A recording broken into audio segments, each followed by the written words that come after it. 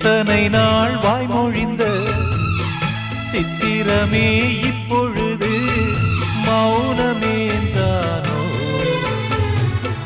மின்னலென மின்னிவிட்டு கண்மறைவாய் சென்று விட்ட மாயம் நீதானோ? உன்னால் வந்த காதல் உன்னால் தானே வாழும். என்னை நீங்கி போனார் உன்னை சேரும் பாவம்.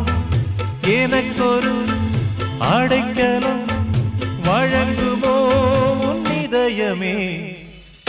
அன்பேவா அருகிலே என் வாசல் வழியிலே